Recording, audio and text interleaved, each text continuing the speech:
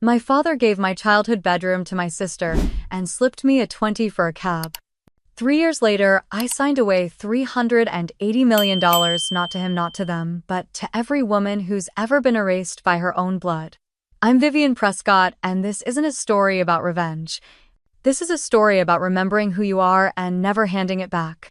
Stay with me, because in Chapter 5 you'll hear the one sentence that made me stop being their daughter for good. The wheels of my carry-on clicked softly against the cracked stone walkway as I pulled it up to the familiar white house on Pine Hill Drive. It looked smaller than I remembered. Or maybe I had just gotten used to wide glass walls and sleek lobby elevators. But this was the house I grew up in. The porch still sagged slightly on the left. The gutters were clogged. The wind chimes my mom bought from the church bazaar in '98 still hung by a single thread. The porch light was off. I stood beneath the shadows of the front awning holding my breath. It had been 3 years. No calls, no emails, not even a holiday card. I told myself I stayed away because I was busy launches rounds of funding board meetings, but deep down I knew it was something else. The kind of silence that builds not from forgetting but from not wanting to remember. I rang the doorbell once. Then again, a shuffle inside. Footsteps. Slippers dragging against wood. The door creaked open halfway. My father, Charles Prescott, appeared. He looked older than I remembered, hair thinner, face a little more sunken. But the expression on his face hadn't changed. "Vivian," he said like he was confirming it for himself. "Hey, Dad." I smiled, a little unsure of what kind of welcome I'd get, still hoping it might surprise me. "I was in town for a few days. Thought I'd stop by, maybe stay the night if that's okay." He didn't move. The door remained at that same cautious halfway angle, like he wasn't ready to decide yet if I was guest or threat. "You should have called," he muttered. "I wasn't sure you'd answer." He looked past me at the dark driveway, maybe expecting someone else to be standing behind me. Then he stepped away from the door briefly. I thought he was going to open it. Instead, he came back with something crumpled in his hand. A 20 and a 5. He extended it out to me. "Take this. Cab stands just 2 blocks down." I stared at the bills for a full 5 seconds, thinking it was a joke. Then I realized it wasn't. "Dad, I'm not asking for much. I thought I could sleep here tonight." "Your room's gone," he said flatly. "Sierra moved in 6 months ago. We don't have space anymore." "She's 30, I said before I could stop myself. "She doesn't have a job, but she's got her old room." He shrugged like that explained everything. "She needed help, that's what family does." The irony hung between us like fog. I've been helping myself since I was 19. I never asked for anything. Not even when I had $70 to my name and was coding in the back room of a laundromat. He didn't respond. His eyes had that same tired, hollow look they used to get when I'd try to explain why I deserved the same support Sierra got. It was easier for him to pretend he didn't hear. I shifted my suitcase slightly. "Look, I didn't come here to fight. I just wanted to see you and Mom. Maybe have a meal. Say hi. I'm not trying to move in." He sighed, and for a second I thought he might give in. But instead he said, "It's late, we've got an early morning. Your mother's tired." I leaned slightly to the side, trying to get a glimpse inside. The living room was dim, but I could see my mom sitting on the couch, her arms folded, eyes fixed on the television. She didn't turn her head. Not even when I called out, "Mom." No response. Not even a flinch. It was like I didn't exist. I swallowed the lump rising in my throat. My suitcase suddenly felt heavier. My coat thinner. I wrapped my fingers tighter around the handle. "You know, I've had this conversation in my head 100 times, I said quietly. "Sometimes you cried and told me you missed me. Sometimes Mom hugged me and said she was sorry. But not once did I picture you handing me $25 like I was a cab driver you didn't remember calling." He looked down at the money still in his hand. Then, without a word, he placed it on the porch railing. "Take care of yourself, Vivian." The door shut. No bang. Just a soft click followed by the deadbolt sliding into place. I stood there, breath misting in the cold, watching the lights flicker behind the closed curtains. Somewhere inside, the dishwasher hummed to life. I wasn't sure how long I stood there.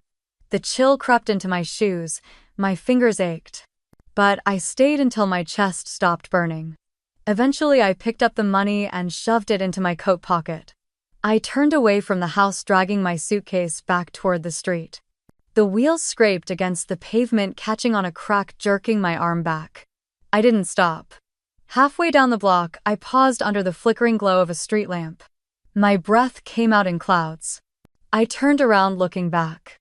That house, peeling paint, sagging porch, dead rose bushes out front, used to be my entire world.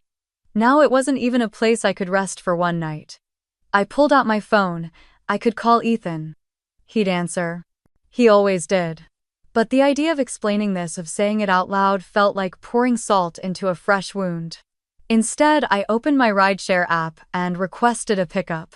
Estimated time 8 minutes. I sat down on the curb, my suitcase beside me, staring at the screen. My reflection looked tired. Older. But not broken. I had built a billion-dollar company from scratch, raised 3 funding rounds, hired 200 employees, built products that saved lives. I'd been in Wired, Forbes, TechCrunch. And yet my father had handed me cab fare like I was a stranger he couldn't place. Maybe I was. Maybe I always had been. When the car pulled up, I stood, brushed the dirt off my coat, and stepped inside. I didn't look back. The car's heater blasted against my legs, thawing the cold that had crept into my bones. I gave the driver an address to a hotel near downtown and leaned my head back against the seat. My throat felt dry, my eyes heavier than I wanted to admit. The silence inside the car pressed in on me, and before long it stirred up memories I thought I'd boxed away years ago. I was 9 the first time I noticed things didn't feel fair. Sierra had just turned 5 and destroyed my science project the night before the county fair. I'd spent 2 weeks working on it, mapping lunar phases with a cardboard model that spun on a motor I wired myself. She'd torn off the moon cutouts and scribbled all over the charts with red marker. When I cried and showed our mom, she just said, "She's little, be the bigger person." So I went to the fair with a half-finished project and a sick feeling in my stomach. I didn't win. I didn't even place. Dad said, "Better luck next year." Mom gave me a pat on the shoulder. Sierra got a popsicle and a smile. By middle school, the gap between us was a canyon. I made honor roll every quarter, captained the robotics club, got invited to math camps. Sierra was skipping classes, stealing from kids' lockers, and sneaking out at night. But every time the school called, Mom would pull her into the kitchen and whisper, "It's okay, baby, we'll get through this. She's just under pressure. Puberty is hard." When I got into the summer program at Stanford the summer before 10th grade, I thought finally maybe they'd see me. It was competitive, only 3 kids in Oregon were selected. I got the letter in the mail, read it 10 times before running into the kitchen to tell them. Dad glanced up from his paper, said something about how expensive it would be. Mom barely looked up from peeling potatoes. "We'll see," she said. 2 weeks later, Sierra was caught smoking in the girls' bathroom at school. Not just cigarettes. Pot. She was suspended for a week and my parents were mortified. There were whispers in the neighborhood. Mom stopped going to Bible study. Dad canceled their dinner plans with another couple they saw every month. They found a program out in Bend. A youth rehab center with horses and group therapy and yoga. It wasn't cheap. I found the brochure in Mom's purse the night I overheard them arguing about money. Dad was saying something about dipping into the savings. She kept saying, "Sierra needs this." Then there was silence. The next morning they told me I couldn't go to Stanford. "Vivian, honey, your sister is going through a lot right now," Mom said, her voice like glass wrapped in tissue paper. "She needs help more than you need this camp." I didn't say anything. I didn't cry. I just nodded and took the letter off the fridge. That was the summer I started teaching myself how to code. I spent hours in the public library downtown using their old clunky PCs to download ebooks and free tutorials. I couldn't afford courses, but I had curiosity and a bottomless need to escape. I didn't talk to Sierra much that year. When she came back from the program, she was tanner, thinner, and somehow meaner. She liked to say things like, "Must be nice being perfect," or "Go ahead, rub your success in my face." I'd leave the room when she spoke like that. But she always made sure her words followed me down the hall. High school blurred by in a mix of late night sat prep and avoiding chaos. I got into Berkeley on a scholarship. When the acceptance came in, I brought the envelope into the kitchen, holding it like a fragile relic. Mom said, "That's nice, dear." Then she asked Sierra if she wanted leftover pizza or pasta for dinner. I kept the letter folded in my dresser for weeks before I told my friends. It didn't feel like a celebration. It felt like a private note that no one in my house knew how to read. There was one night in senior year I remember more clearly than most. Sierra had taken Dad's truck and vanished for 2 days. No calls, no messages. When she finally came home, she reeked of cheap perfume and fast food. Dad was yelling, pacing in the driveway, slamming the door every few minutes. Mom sat at the kitchen table crying softly into her sleeve. I came down the stairs and stood in the hallway just watching. "Why do you keep saving her?" I asked.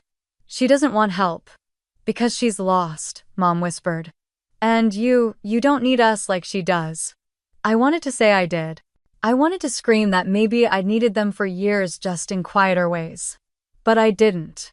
I just turned around and walked back upstairs. It wasn't just favoritism, it was something more corrosive.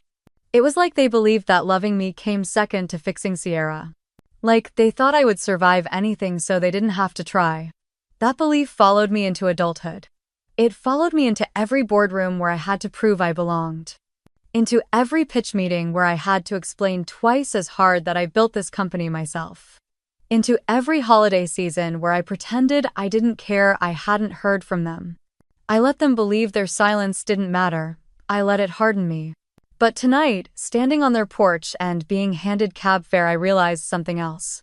They hadn't just forgotten me, they had never chosen me to begin with. The day I left Portland for college, it rained. Not the kind of soft mist that usually fell in early spring, but a steady soaking downpour that made every sidewalk look like a mirror. My suitcase was already damp before I even made it to the bus station. No one offered to drive me. Dad said he had work at the hardware store. Mom claimed Sierra wasn't doing well, and she couldn't leave her alone. So I walked the 12 blocks to the Greyhound terminal dragging a suitcase I bought secondhand from Goodwill, its handle wrapped in duct tape. My shoes were soaked through by the time I got to the terminal. The woman behind the counter looked at me with something close to pity when I asked for a one-way ticket to Berkeley.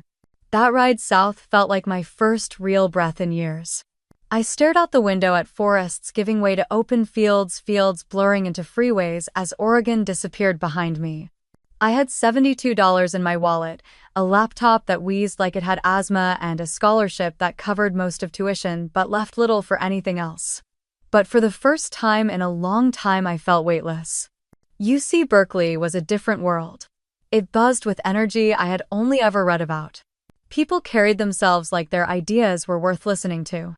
I clung to every lecture, every lab session, every office hour, terrified I'd fall behind or be found out as someone who didn't belong. I studied late into the night at Doe Library, sleeping 3, maybe 4 hours at most.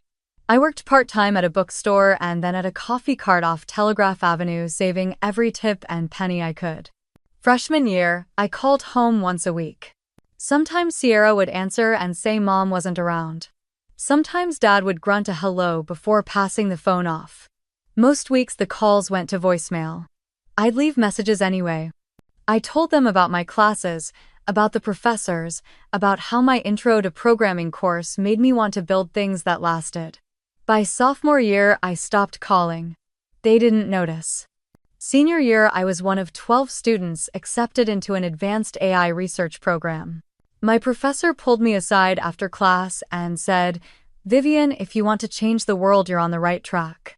I smiled, thanked her, and went home to my off-campus apartment where the walls were thin and the radiator only worked when it felt like it. I sat on the floor and cried. Not because I felt proud, but because there was no one to tell. I mailed a graduation invitation to my parents 3 months before the ceremony. I included directions, parking information, even a map of the campus. The day came and went. I kept glancing into the crowd from the stage, hoping I might see them sitting somewhere in the back. They didn't come. They didn't call. I checked the mail that summer. No card, no letter, nothing. The week after graduation, I got a job as a junior developer at a struggling software firm in Emeryville. It paid just enough to cover rent and ramen. I stayed a year long enough to learn what not to do when managing people. Then I quit and spent the next 3 months freelancing out of coffee shops and public libraries building apps. No one used writing code for clients who ghosted me on payments. That fall, I met Jenna Quinn in a meetup group for women in tech. She was smart, direct, and had the kind of natural leadership I envied. We started talking after an event about machine learning applications in healthcare. She mentioned an idea she'd been sketching out for a platform that could help hospitals manage predictive diagnostics. I'd been working on a similar algorithm in my spare time. We met for coffee the next week. Then again. Then every week after that. In 2015, we pooled what little savings we had and rented a tiny studio apartment in the Mission District with peeling linoleum floors and a window that wouldn't close all the way. The space was too small for 2 desks, so we rotated who got the table and who sat on the floor. We coded 12-14 hours a day. We skipped meals to pay for hosting services. We pitched to investors who smiled politely and said we were early or too niche or just not ready. Most nights I'd lie awake staring at the ceiling wondering if I'd made a mistake. I hadn't heard from my parents in over 2 years. Sierra had blocked me on social media after a brief argument about her 3rd DUI. I had no safety net, no one I could call if this all collapsed. But failure wasn't an option. Brightcap didn't have a name back then. It was just lines of code and a dream scribbled across whiteboards in dry erase marker that constantly ran out of ink. We built the first prototype in 6 months. A hospital in Oakland agreed to pilot it, and it worked. Not flawlessly, but well enough to prove the concept. Word spread. A second hospital called. Then a third. By the end of 2016, we raised our first round of seed funding. A modest $200,000, but to us, it felt like $1 million. I didn't call home to tell them. I wasn't sure they'd understand. Or worse, I was afraid they'd tell me it still wasn't enough. The call came just after 1 a.m. My phone lit up on the nightstand, vibrating against the wood. I didn't recognize the number at first, but something about the area code made my stomach twist. Oregon. I let it ring twice before I picked up. Viv came, a shaky voice, almost a whisper. I sat up. Sierra. She was crying. Not the theatrical kind she used in high school to get out of trouble, but something raw, panicked. I could hear traffic behind her, the echo of distant voices. He hit me. I don't know where I am. I think he took my phone. I borrowed someone's, please. I didn't know who else to call. I was silent for a beat. I hadn't heard her voice in over 3 years. Where are you? I don't know. Somewhere off I-5, a gas station. There's a yellow sign. I think it says Medford. I didn't ask questions. I told her to stay put and texted Jenna to let her know I'd be working remotely for a few days. Then I booked Sierra a hotel room near the airport in Medford and a morning flight to San Francisco. I arranged for a car to pick her up and bring her to my apartment in Soma. I spent the rest of the night cleaning, changing sheets, stocking the fridge. She arrived late the next morning. Hair tangled, makeup smeared. Her arms were crossed tightly over her chest like she was holding herself together. I hadn't seen her in person since she was 27. She looked older than 30 should look. Tired. Hollowed out. She didn't hug me. Just walked inside, dropped her duffel on the floor, and went straight to the guest room. I left her alone for the first day. Bought groceries. Left clean clothes folded on the bed. I ordered takeout and let her choose the movie that night. She barely touched the food. She didn't speak much either. On the second day, she started talking. Short sentences at first. The boyfriend had been controlling for a while. She'd tried to leave before. He always found her. She had nowhere else to go. She knew I had a spare room. I nodded and said she could stay as long as she needed. On the third day, I gave her access to the apartment gym, added her to the building's guest list, left her a key. I even gave her a company expense card to use for groceries and essentials. It had a modest limit. I didn't think twice. She smiled for the first time that night. Said things like it was a word she wasn't used to saying. That weekend, I came home from a pitch meeting to find shopping bags all over the kitchen counter. Designer names. Labels still attached. My laptop opened to an email confirmation from a ticketing site. I checked the transaction history. The expense card had been maxed out. 2 front-row concert tickets. A pair of leather boots. A $300 skincare bundle. I waited until she came out of the shower, towel wrapped around her head, humming to herself like she was on vacation. "We need to talk," I said. She rolled her eyes before I even finished the sentence. "Seriously, I thought this place was all about female empowerment or whatever. You said I could use the card. For essentials, Sierra, not to blow hundreds on bags and floor seats." She scoffed.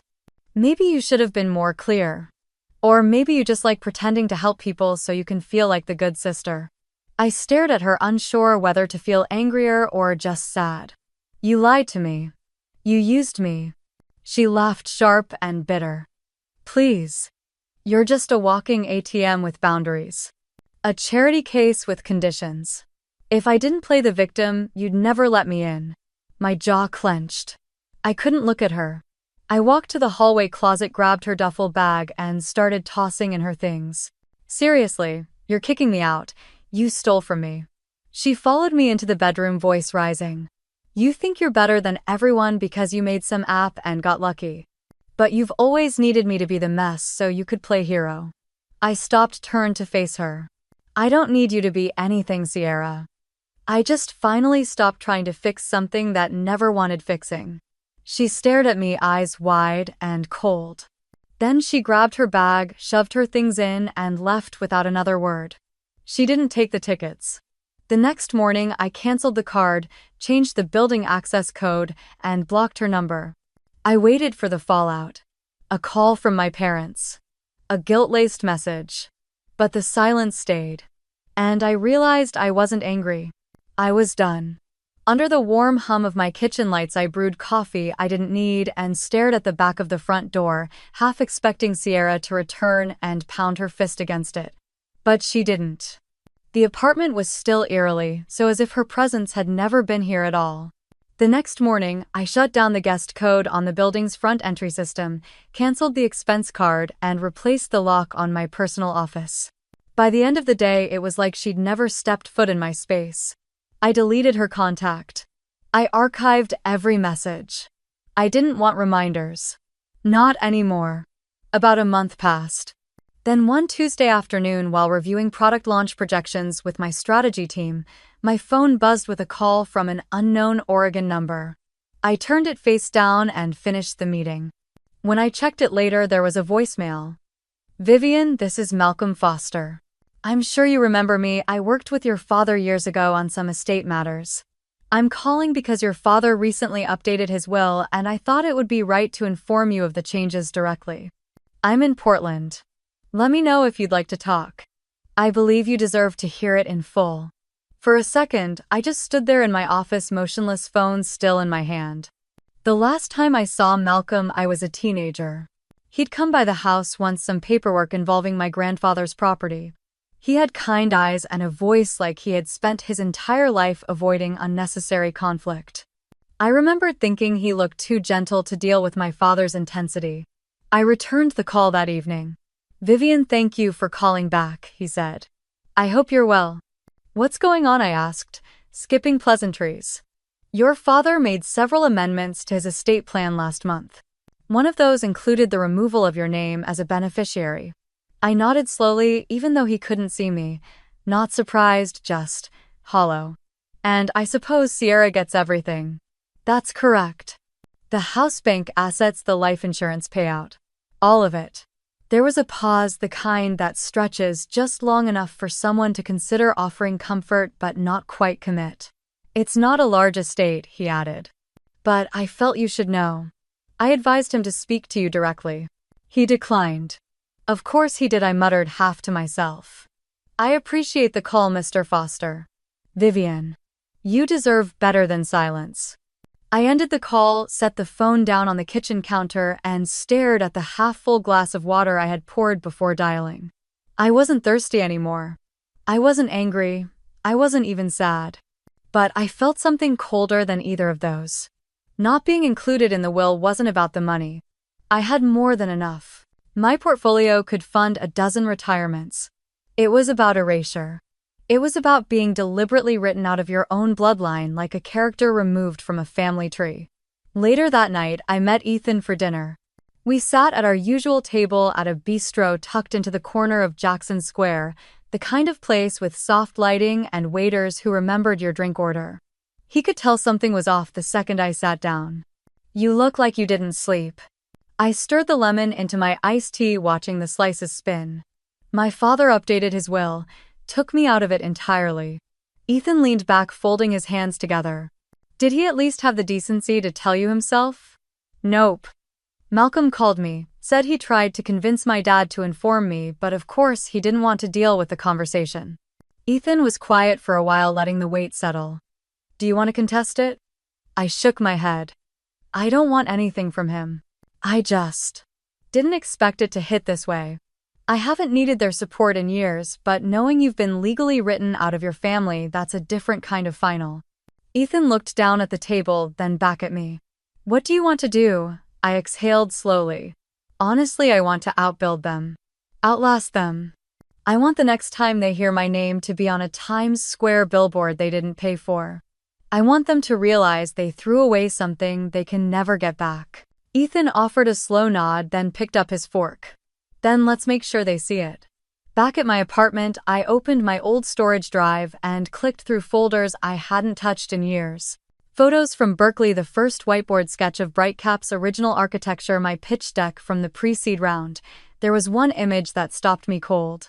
A scan of my Stanford summer program acceptance letter from high school. The one they refused to fund. I stared at it for a long moment, then closed the folder. By the end of that week, Brightcap secured its Series C funding at a $1 billion valuation. Jenna and I celebrated quietly in our conference room with boxed sushi and sparkling water, both too tired for champagne. After the team left, I sat alone at the window watching the Bay Bridge lights flicker across the water. My phone buzzed again with another Oregon number. I didn't answer. I didn't need to. I wasn't chasing approval anymore. I was building something they could never take credit for, and I would do it without their names ever touching mine again. ChatGPT said. On a cold morning in early January, Ethan showed up outside my office with 2 coffees, no warning, no text. He stood there with that quiet confidence of his, wearing a navy peacoat and a look that said he already knew I'd be too busy to eat breakfast. I opened the door and stepped aside. He handed me the extra-large cup just the way I liked it, black splash of oat milk, no sugar, and didn't say a word. That's how he was. He never demanded space in my life. He simply made himself available and stayed whether I needed to vent about procurement delays or sit in silence after getting bad news from a hospital partner. He wasn't trying to fix anything, he just didn't leave. And after years of people walking away, that alone carried more weight than any grand gesture. We had been circling something more than friendship for a while, both of us too careful, too burned from old scars to call it what it was. He had been part of my legal team 3 years earlier during that brutal investor lawsuit that almost cost me control of Brightcap. Even then, he was different. He listened more than he talked. He didn't just ask what I wanted to win, he asked what I was willing to lose. Now he waited quietly at the corner of my desk while I skimmed through final edits on our Series C investor brief. I paused mid-sentence and looked up at him. You know you don't have to keep showing up like this. I know, he said, sipping his own coffee. But I want to. A week later, he stayed over for the first time. It was unceremonious. We had both fallen asleep watching an old documentary about system failures in medical software. One of our engineers had recommended it. When I woke up, it was morning, and his arm was still draped over my waist, his breathing slow and even. I didn't panic. I didn't question it. I just lay there for a moment, watching the morning light crawl through the curtains, and felt a kind of quiet I hadn't known I missed. That weekend, I told him the full story about the will. I didn't leave out the part where Malcolm called or how I hadn't cried when I heard I'd been erased.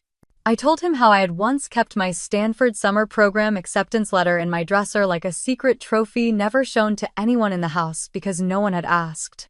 He sat beside me on the floor of my living room, his back against the couch, fingers loosely wrapped around a glass of bourbon. "So they rewrote the ending and cut your name out," he said. "Doesn't mean you weren't the best part of the story." I stared at him for a long moment, then leaned my head on his shoulder. By the end of February, our Series C funding was official. Brightcap's valuation hit $1 billion. Jenna and I celebrated quietly with our core team, some takeout, a group toast, no flashy party. It felt right that way. We had built this thing in long hours, small rooms with no fanfare and very few believers. The moment belonged to the people who had stayed through every system crash and investor pitch gone sideways. Ethan picked me up afterward and we drove out of the city toward the Marin Headlands. I needed space to breathe, to process what this milestone meant. He knew without me saying. We parked near the overlook, wind howling against the cliffs. I stepped out and wrapped my coat tighter, walking toward the edge where the city lights blinked faintly through the low clouds. It felt like watching my entire past from a distance. "They'll see this on the news," I said, not turning around. "My parents. My sister. There's no way they won't hear about the valuation." Ethan joined me at the railing, hands in his pockets. "And what do you want them to feel when they do?" I thought about it. Not revenge, not pain. Just clarity. I want them to know that I did it without them.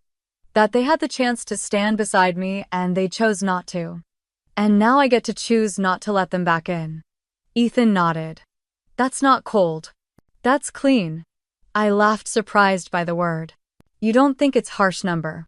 You've carried that weight long enough. You get to set it down now."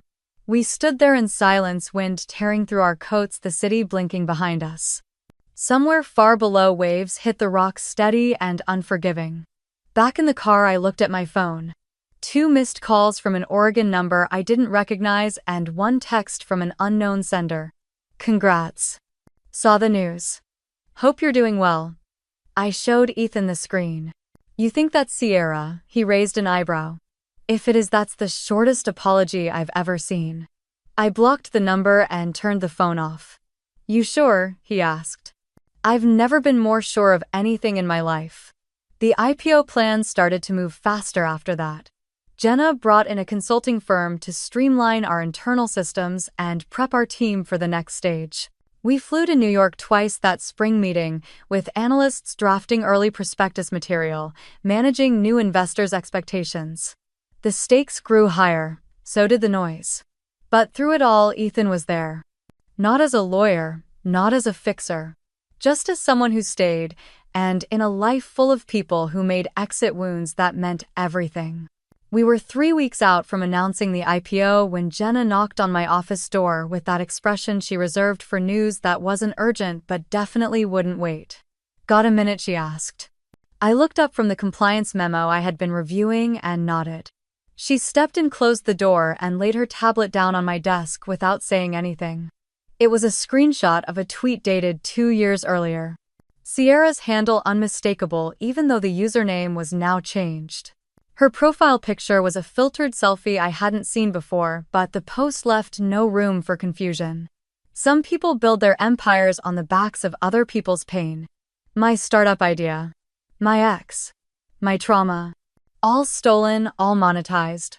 But sure, let's keep pretending she's a hero. I didn't speak. Jenna swiped again, revealing another. She never had a vision. Just a well-connected boyfriend and a checklist of people to step over. Another one from an anonymous blog post, now archived but easily traceable through metadata. I worked under her for 3 months. The environment was toxic. She used vulnerability as a tool. She's not who you think she is. I sat back, eyes still on the screen. "Where did this come from?" Media audit team flagged it during the routine risk sweep, Jenna said. They were digging through possible issues ahead of the press cycle. Most of it's old, nothing ever gained traction.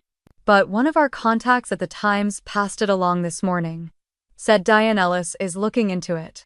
Diane Ellis. The reporter known for hard-hitting profiles of female CEOs, usually with one eyebrow raised. Fair but sharp, her pieces didn't sink ships but they cracked hulls. I rubbed my forehead. Is Diane the one asking questions or being fed stories? Both, Jenna said. From what I hear, she doesn't take anonymous posts seriously. But Sierra tagged her directly in one last year. Said she had the real story behind Brightcap's origin. That one I remembered. It came after I refused to reply to Sierra's email asking for money. I had ignored it then like I did all of her messages. Now it was resurfacing. I stared out the window watching a crane swing slowly over the skyline. Legally, it's defamation, I said. Every bit of it is a lie. We could take her to court and win without blinking. Jenna sat down across from me. I know, but that's not the real issue. What if the story's already been told? Even if no one believed it, it exists. And that means we can't ignore it anymore. Not with the visibility we're about to have. I let that sit between us. I had built Brightcap from nothing. I had coded the first prototype, pitched every round, bled into every deadline. But all it would take was one whisper, well-placed and amplified, to cast doubt. Especially because I was a woman. Especially because I was younger than most of the founders going public in our sector. I can handle noise, I said. Jenna leaned forward. You shouldn't have to handle it alone. I didn't say anything. She tapped the tablet again and turned it toward herself. What if we got ahead of it? Not defensive, not legal. Just open. You want me to give a response? I want you to tell the truth, she said. Not because we owe Sierra anything, but because there's power in controlling your own narrative. And you think people care? I think people who've been erased their whole lives will care a hell of a lot. She was right, and I hated that she was right. I sat with it for a day. Then another. I pulled up the posts again, read every sentence Sierra had written. They weren't just digs. They were accusations laced with the exact kind of vague trauma language designed to imply more than they said. The insinuation was clear: I had taken what wasn't mine. I had stepped on others to get ahead. And because I had never publicly explained how Brightcap started, people could believe it. The next morning, I called Diane Ellis myself. She answered on the second ring. I introduced myself and told her I had heard she was looking into my past. She didn't deny it. I'm always looking, she said. But I only write what I can prove. Good, then let me help you do that. I offered to meet. She chose a coffee shop in the inner Richmond, low profile but well lit. We sat at a corner table, no PR handler, no legal rep. Just her and me. I told her how I learned to code in a public library when my family refused to pay for a summer program. I told her about the nights on the apartment floor with Jenna, the early rejections, the failures no one ever wrote about. I didn't talk about Sierra, but I did talk about truth. About women who build in silence and get questioned in volume. About how easy it is to doubt a woman's success when she doesn't explain every single brick in her foundation. Diane listened. She asked tough questions. She didn't smile often. At the end, she closed her notebook and looked at me. If I write this, it won't be flattering. But it will be fair. That's all I want. Jenna read the draft 3 days later and nodded once. We're not doing this to answer Sierra, she said. We're doing it so every woman who's ever been accused of being too ambitious knows she's not alone. I stared at the article's title on my screen. More Than a Founder: The Woman Behind Brightcap. Then I closed my laptop and exhaled. The calendar read 6 days until the IPO when Jenna walked into my office holding her phone like it was radioactive. She didn't sit. She didn't even speak at first. Just placed the phone down in front of me, speaker on, a voicemail queued up. I pressed play. Hi Jenna, this is Meredith Prescott. I'm Vivian's mother. I'm calling because we've been seeing a lot of the media buzz around the IPO and thought it might be, well, a nice opportunity for the family to be present.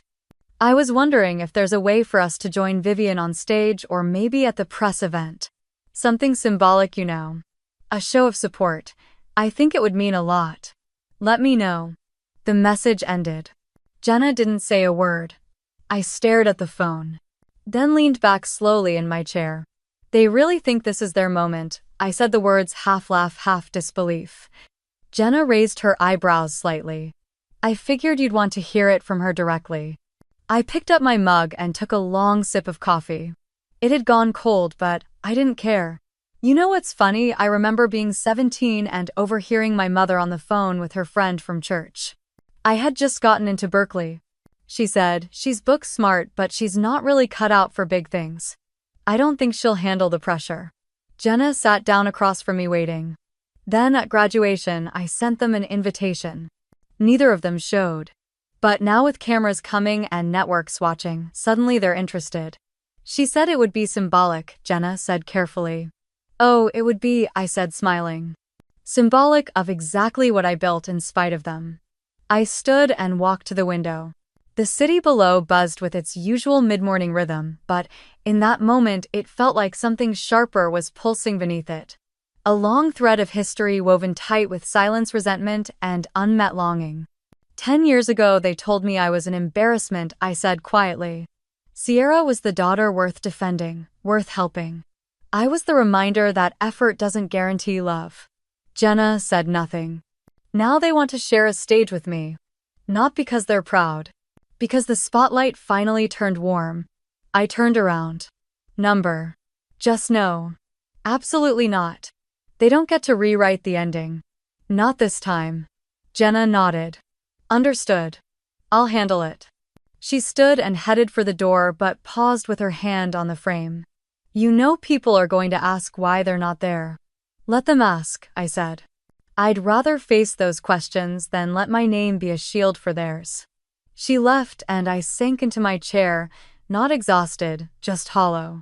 A familiar ache filled my chest, not quite sadness, not quite rage, just the slow, steady grief of someone who had hoped too long for things to be different. That afternoon, the executive team met in the large conference room. We went through final logistics, security protocols, guest lists, press access. Jenna kept things moving smoothly, but I caught her glance once across the table. The kind of look that asked if I was sure. I nodded once. She didn't bring it up again. After the meeting, as the team filtered out, a junior coordinator leaned in and asked if my family needed special seating arrangements for the event. I shook my head. There won't be family attending. Oh, she said, flustered. Okay. I just assumed. It's a fair assumption, I said gently. But not this time. That night, Ethan came over with takeout and a bottle of wine. I told him about the voicemail while we sat cross-legged on the couch, curtains open between us. He didn't say anything for a moment. Then quietly. That's bold even for them. I know. Do you want to respond? Number, I want them to wonder. He smiled, not in amusement but in agreement. They think your success means you've forgotten. They don't realize it's the reason you remember everything.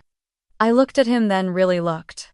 The way his presence didn't demand, the way he saw without prying, the way he stayed day after day without needing to be asked. They'll regret it, he said softly.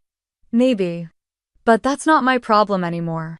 I clinked my wine glass against his, took a sip, and leaned back into the silence we both understood. The following morning, I walked into the office early just as the sun began to stretch its light across the water. On my desk was a printout of the final stage design for the IPO ceremony. The center was clean. No extra chairs. No family section. Just me. Alone. And for once that didn't feel lonely at all. The lights backstage were too bright. I could feel their heat along my spine as I waited behind the curtain, hands folded loosely in front of me. My name echoed across the ballroom from the host's voice, confident and reverent, as if he'd practiced the phrasing all morning. I stepped forward. The main hall of the Moscone Center was packed, every seat taken. Camera flashes sparked in the distance like fireflies. The Brightcap logo floated high behind me in clean, bold lettering. The air pulsed with energy. Investors, press partners, employees, all waiting for the moment they could say they witnessed history. And I was alone on stage. Exactly the way I intended. I reached the podium, adjusted the microphone, and let the applause settle. I didn't rush. I had rehearsed this speech for months, edited it a dozen times. But now, standing there in heels that pinched slightly at the toe, I felt calm. Good morning, I began, scanning the rows of faces. Thank you for being here. I know you've already heard a lot today about numbers, projections, trends, expectations. But I want to take a few minutes to talk about something else. I want to talk about beginnings. I paused. Because none of this started with capital. None of this started in a boardroom. This began in a studio apartment with cracked walls and unreliable Wi-Fi. It began with nights spent debugging until the sun rose with rejections from people who didn't think women built things that lasted. It began for me at a front door where my father handed me cab fare instead of a welcome. There were murmurs in the audience. Not gasps, not discomfort, just the subtle shift when people realize they're being told the truth. When I started BrightCap, I didn't have legacy behind me. I didn't have family cheering from the sidelines. I had doubt. And necessity. And a stubborn refusal to let either define me. Some of you may know the valuation we reached this quarter. Some of you may have read the articles or seen the headlines. But numbers don't tell you how many times I nearly quit. They don't show you the people who stood beside me when no one else did. I turned slightly to the left side of the audience where I knew my team was seated: Jenna, our engineers, our earliest hires. This company is what it is because of the people who believed in building something better even when it was hard. Especially when it was hard. I took a slow breath and reached into the inner pocket of my blazer. Now I'd like to tell you what I plan to do with my shares. A ripple moved through the audience. As of this morning, I've signed over 100% of my personal equity, $380 million, to an endowment under Women Rise, a nonprofit dedicated to supporting women entrepreneurs from disadvantaged backgrounds. This gift will establish a grant program, mentorship network, and legal fund to help women who've been excluded, silenced, or told they're too much to lead. I let that settle. A hush blanketed the room. None of this money will go to my family. They had their chance. Many chances. They chose not to see me when I needed them most. And now I choose not to include them in the life I built without them. For the first time since I began speaking, the room erupted. It wasn't polite applause. It was the kind of raw guttural sound that vibrates through your ribs. People stood. Some clapped. Some cheered. Some simply watched, stunned. I stood at the podium and took them all in. I didn't smile. I didn't cry. I just felt still. This was not about bitterness. It was not about punishment. It was about boundaries that had been earned through years of silence and fire. I finished the rest of the speech shorter now about the future of BrightCap, the vision for ethical AI, the role of accessibility in healthcare tech. But I knew what they would remember. What they would carry from that stage. Afterward, reporters swarmed, flashes popping like strobe lights. I saw Diane Ellis standing near the edge of the stage, nodding once approvingly. She didn't say anything. She didn't have to. Jenna found me backstage, her eyes wide. That was bold, that was overdue. She hugged me once quickly and disappeared to manage the next wave of interviews. Ethan was waiting by the exit, tie loosened hands in his pockets, watching me like I was still the woman who sat across from him in silence with her heart taped together. "You did it," he said. "I didn't do it to prove anything." "I know."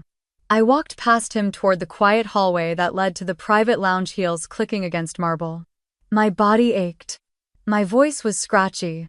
But something in me felt lighter than it ever had. I didn't look for my parents in the crowd. I knew they weren't there. They would see the headlines later. And this time I wouldn't be the one left waiting for a call that never came. 3 days later, my phone buzzed with a name I hadn't seen in years. Charles Prescott. I stared at the screen for a moment, not surprised, not curious, just still. I didn't answer. Let it ring until it cut off, then watched as a voicemail icon appeared. A minute later, a short text followed. Didn't expect that move. Think we should talk. There it was. The great reckoning they assumed was still available. As if years of absence could be bridged with 8 words and a period. I didn't reply. The next morning, an envelope arrived at the office forwarded from BrightCap's legal inbox. Pale blue, smooth to the touch, and addressed in my mother's careful, cursive round loops, and even slant like she had practiced for years. She always insisted on sending physical cards, even when email was faster. Even when she knew I wouldn't write back. I took it to my office and shut the door. Inside was a folded sheet of stationery faintly scented with lavender. Vivian, I watched the announcement. I saw your speech. I barely recognized you. You were strong, beautiful, so composed. I know we haven't been there the way you probably wanted. I can't say we were perfect, but we've always loved you even if it didn't look like what you needed. I didn't know things had gone so far. I didn't think you meant to shut us out for good. We're still your family. That hasn't changed. Love, Mom. No apology, no ownership. Just an echo of the same sentiment I had heard since I was a teenager, passive regret masked as concern rewritten as care. Later that day, I received a call from an unknown number. I let it ring. Voicemail. Hey, it's me. Sierra. I saw what you did. The speech. The donation. I mean, I knew you were serious about boundaries, but you really didn't hold back, huh? She laughed, not warmly. Look, I get it. You're mad. I screwed up. We all did. But come on, Viv. You didn't have to drag the whole family through the mud to make a point. I mean, we're still sisters. Right. There was a pause before she added one more line. You made your point, loud and clear. Maybe it's time to stop punishing people. I deleted the message and powered off the phone. The silence after was exactly what I needed. That Sunday, Ethan and I went for a walk through Golden Gate Park. It was early May and the roses in the botanical garden had just started blooming blush and crimson like fire spun in silk. We walked quietly for most of the morning, passing joggers, young families, older couples with matching hats and long histories. Eventually, we found an empty bench beneath a massive oak. I pulled the letter from my jacket pocket, the pale blue standing out against the worn wood. He glanced at it but didn't speak. They've all reached out now, I said finally. One text. One letter. One voicemail. Ethan nodded slowly. What do you want to do? Nothing. Because you're angry, number. Because I'm done needing them to understand. I traced the edge of the envelope with my thumb. For years, I wanted something from them. Recognition. An apology. Just a moment of real acknowledgement. But now that they're reaching out, I don't feel angry. I feel distant. Like they're just names I used to carry. Not people I still belong to. That's not harsh, Ethan said. That's healthy. They'll say I cut them off. That I was cruel. They'll make it sound like I woke up one day and decided to erase them. But they were erasing me for years. Quietly. Consistently. Now they don't like the silence. I looked at him, searching for any sign of doubt. There wasn't any. You don't have to respond, he said. Not even to explain. That's the part that feels strange. For so long I felt like I owed them a conversation. But now I see this as the closure. We sat for a while watching two kids try to fly a kite in the breeze. It lifted once, then dipped. Then rose again. That night I took the letter home. I didn't burn it. I didn't frame it. I placed it carefully back in its envelope, sealed it, and slid it into a larger manila folder. On the front I wrote one name. Malcolm Foster. I didn't include a return address, just his. He would know what to do with it. He always had. As I dropped it in the mail chute in my lobby, I didn't feel triumphant. Just certain. There would be no reunions. No tearful calls. No speeches about forgiveness at kitchen tables that never welcomed me in the first place. They had their chances. And I had finally chosen myself. By the time July arrived, San Francisco was drenched in its usual fog, the kind that rolled down from the hills and wrapped the city in quiet. I spent most mornings at my apartment answering emails from the nonprofit's legal team, reviewing grant criteria, finalizing partnerships. The Vivian Fund was almost ready. The paperwork had been filed, the endowment seated with the initial transfer from my Brightcap shares. The website had a landing page, the kind that didn't need fanfare. It simply stated what we did: support women who had been cast aside by the very people who were supposed to love them. I didn't want a press conference. I didn't want a spotlight. The whole point was to shift the light to someone else. But the news still spread. Word got out through a few nonprofit leaders in the Bay Area, some of whom had worked with Jenna in the past. One of them tweeted about our mission. Within 24 hours, the site crashed from the surge of traffic. I received over 500 messages in the first week. Women from Detroit, Tulsa, Phoenix, rural Ohio, West LA. Some were brief, "I wish this existed when I was 19. I left home at 15. Never looked back. You gave me language for something I've never been able to name." Others came with stories that shook me. A woman in Florida whose parents forced her into debt for her brother's legal bills then called her ungrateful when she moved out. A woman in Washington who was told not to apply to college so she could stay home and raise her sister's baby. A woman who became the first in her family to earn a PhD only to be accused of abandoning them. None of them wanted pity. They just wanted to be seen. Jenna called one morning, her voice uncharacteristically quiet. "I think this is bigger than we thought." "I know," I said. "I feel it too." 2 days later, I got an email from Diane Ellis. She had kept her distance since the IPO. I respected that. But now her message was simple. "Vivian, I've launched a long-form podcast, one guest at a time, deep conversations. I'd love to talk with you. Not about the company, about the fund, the why, no pressure. But the mic is yours if you want it." I stared at the message for a long time. I hadn't done a sit-down interview since the IPO press run. Most of them were clipped, rehearsed, filtered through the lens of market confidence. But this felt different. I wrote back the same day, "Let's talk." We met the following week at a small recording studio tucked between 2 buildings in the Mission. No entourage. No lighting crew. Just Diane, 2 mics, and a producer in the next room. She poured us both water, adjusted her headphones, and leaned into the mic. "Vivian, welcome. Thanks for having me. So, the Vivian Fund. Why now?" I thought for a second before answering. Because for a long time I told myself I didn't need anything from the past. But the truth is I needed to build something I never had. A place where women who've been pushed out by their own families can walk in and feel like they belong without having to earn it first. She nodded. "What was missing for you?" "It wasn't money. It wasn't even support. It was safety. The kind where you can tell the truth and not have it used against you. The kind where love doesn't expire when you make a mistake." "And you didn't have that." I paused. There are children who grow up in homes where they are always the problem to be solved, the shadow behind someone else's light. They learn to apologize for existing too loudly, for asking too much. They carry it into adulthood, and when they succeed, people act like that wound never existed. But it does. Did the success make it easier? Number. It just made the silence harder to explain. Diane gave me space, didn't fill the air with unnecessary reactions. When the interview ended, she stood and shook my hand. "Thank you for trusting the room," she said quietly. That night the episode aired. The response was immediate and overwhelming. It wasn't about the numbers, though it did hit the top spot on several platforms. It was the messages. I listened with my daughter. She cried. So did I.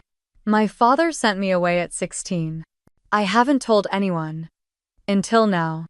You said the thing I've never had the courage to say. The next morning, I walked into our new office space in the Dogpatch district. It smelled like fresh paint and new furniture. A stack of grant applications sat near the window beside unopened boxes of donated laptops. I stood in the middle of the room, listening to nothing but the distant hum of the city waking up. No applause, no headlines, just quiet. And for once that felt like everything I'd ever wanted. The morning of my 35th birthday started quiet. No emails, no meetings. Just the soft hum of the city outside and the smell of coffee filling the kitchen. I hadn't planned a party or a dinner. I didn't want a celebration, I just wanted space. Stillness. The kind of day where nothing pressed in. Ethan had already gone out for a run, promising to bring back breakfast from the corner cafe we both liked. I opened the windows, let the breeze move through the apartment, then settled into my armchair with a book I had been meaning to finish for weeks. That's when I saw the package. It had been slipped through the front door slot, resting neatly against the baseboard like it had been delivered with purpose. No postage. No courier stamp. Just my name in careful cursive across the center. My mother's handwriting. For a moment, I just stared at it heart still. Then I walked over, picked it up, and brought it to the kitchen table. It was light, thin, the kind of envelope that carried emotion more than weight. I opened it slowly.